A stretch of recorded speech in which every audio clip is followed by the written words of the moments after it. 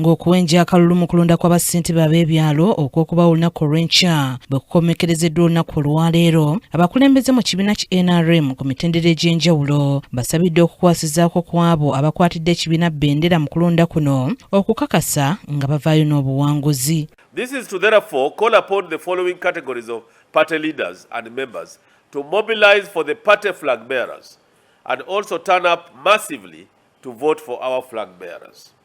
Members of the Central Executive Committee of the NRM, we request you, the leaders of SEC, please mobilize for as much as you can for our flag bearers. Okusaba kuno kukoleddwa ssentebe w'akakiiko ak'ebyokulonda mu NRM Dr. Tango Doi ng'asinzidde mu lukuŋŋaana lwa bannamawulire ku kitebe ky'akakiiko kano ku luguudo kya Ddondo mu Kampala enkya ya leero ng'era akunze bannayuganda okujjumbira okulonda olw'enkiza abakulembeze b'ebyalo gye balina. All NRM people who belong to different villages of Uganda must go to their villages and vote for our flag bearers.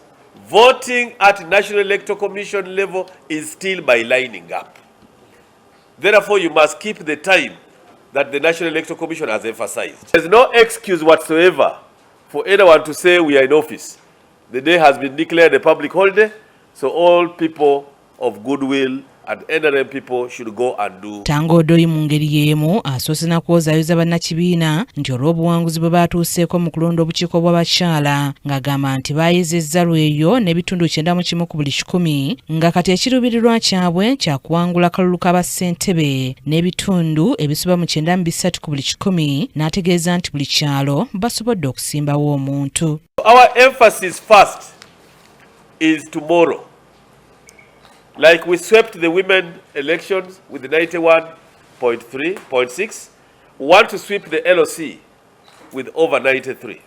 Don't say NRM has already won women elections with 91.6%. Why do we waste time? This is a different election and a very significant election, very important election for our base. Ayogedde ne ku nteekateeka ze balina ng'ekibiina ku kulonda okw'emitendera egiddako oluvannyuma lw'okulonda bassentebe. Party primaries to come.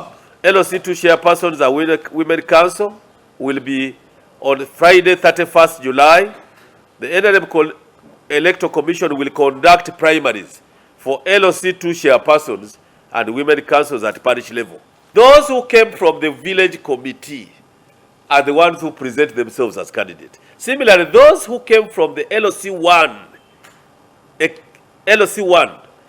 are the ones who become, the LOC1 executive committee are the ones who qualify to be voted for LOC2. Okusinziira ku kakiiko ak'ebyokulonda bassentebe b'ebyalo baakulondebwa olunaku olw'enkya ng'oluvannyuma lw'okulangirirwa be banaalonda abanaatula akakiiko ak'ekyalo akafuzi nga nabwe kityo abalonzi tebalina kuvayo balondera okutuusa ng'olukiiko lw'ekyalo lwonna lulondeddwa. Mary Namirimu yakusakidde eggulire lino ku KTV Amalindirire.